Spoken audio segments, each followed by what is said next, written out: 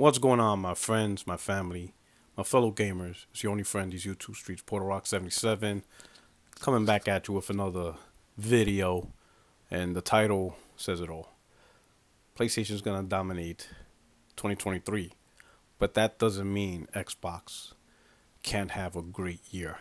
You see, sometimes we let uh the console war and the shit talking um kind of like not get a sense of clarity.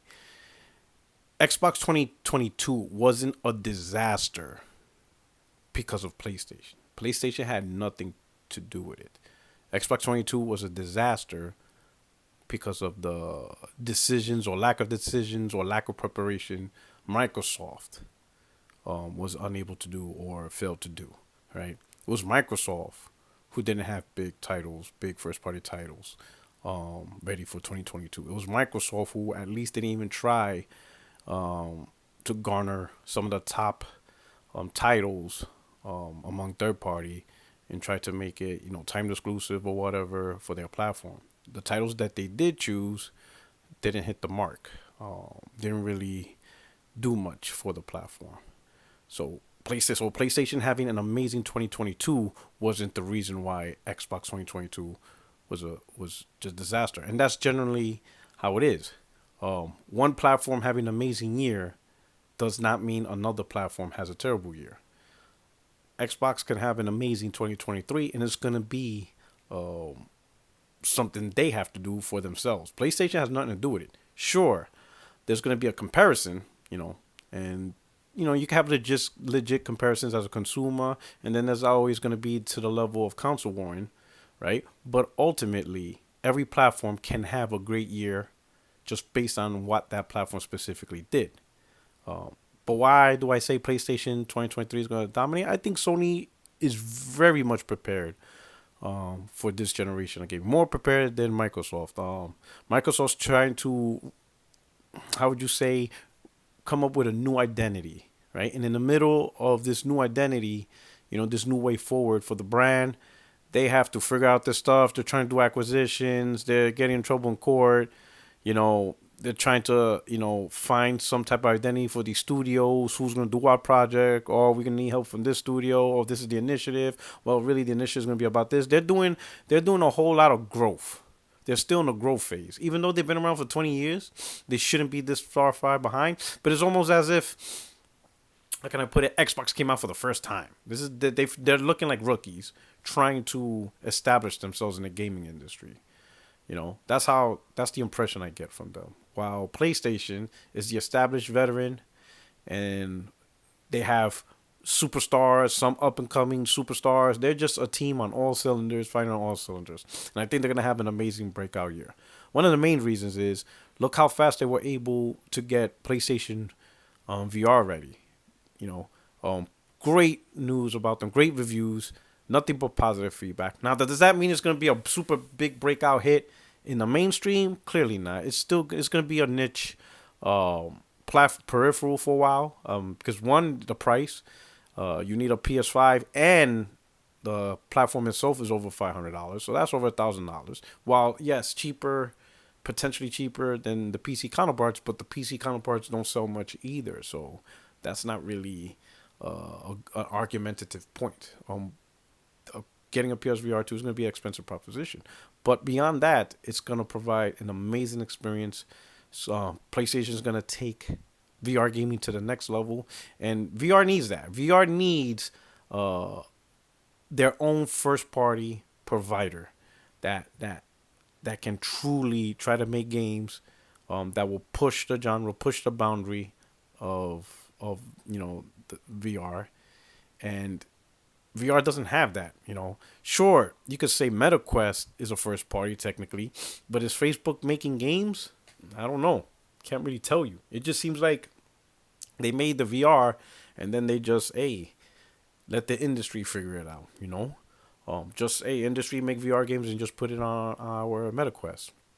That's a little bit different when you have an actual first party with big studios and they try to push boundaries, and then third party are inspired to see, Sony did something amazing and it sold great. Maybe we can do that too. And that's just the first part. Obviously, we got Spider-Man. We're gonna get more details on The Last of Us. I think um, factions multiplayer is gonna be a breakout hit. I think Sony has a lot in plan for this year.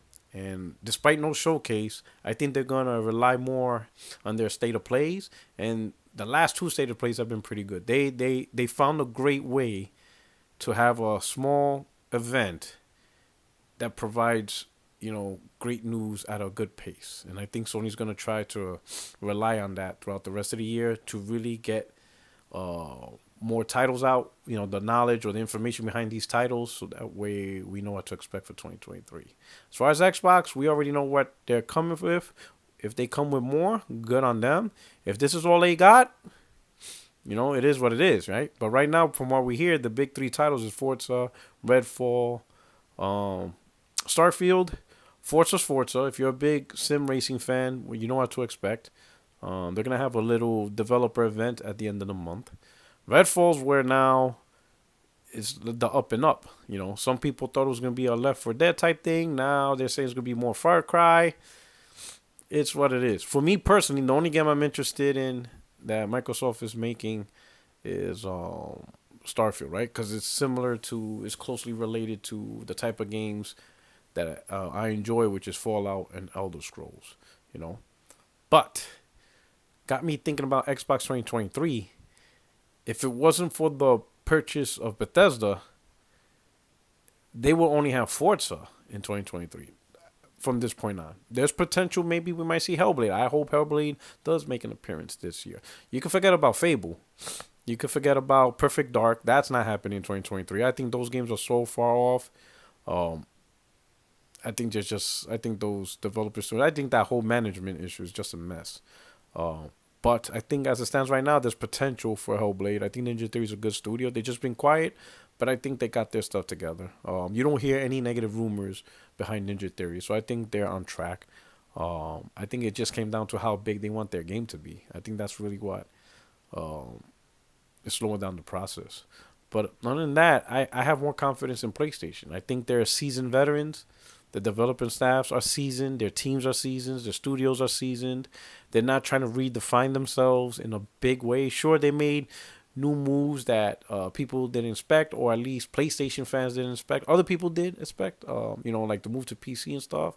But it's not really too big of a major move. They're not trying to re-identify or try to rebrand the PlayStation brand. At their core, they're supporting the console. They're all about the consoles. They announced 30 million sales. They announced even more. They're finding ways to increase production to get more PlayStation consoles in the hands of gamers. So clearly, Sony sees the PS5 as the pivotal device to grow PlayStation fan base, and they constantly talk about the games, the work culture, the studios, and I think that's really what's the advantage for Sony. The conversation is all about the studios. It's about the games, and putting it on a device on the PlayStation 5. While Microsoft still keeps talking about pretty much something that's already an old concept, Game Pass is an old concept for them. I mean, they announced it in 2017, so technically Game Pass is a last gen concept that just carried over to this gen, and and I think Sony has their their system together. They're much more better prepared this generation, and I think that's going to result in an amazing 2023. But as far as Xbox goes, they can still have a great 2023. Even if PlayStation completely dominates 2023, that doesn't stop Xbox from having an amazing 2023. The only thing stopping Xbox from that fine line of amazing to absolute disaster, sorry about that, is themselves. Only they can hold themselves back. That's it. No one else. In fact, PlayStation never held back Xbox. It's always been Xbox holding themselves back. That's just the reality. You let me know what you think. This is your boy PorterRock77. Enjoy NFL playoff weekend, and I'm out of here. See you guys Tuesday, 60 frames, no lag, 8:30 p.m. Eastern with the crew. All right, you guys take care. Peace.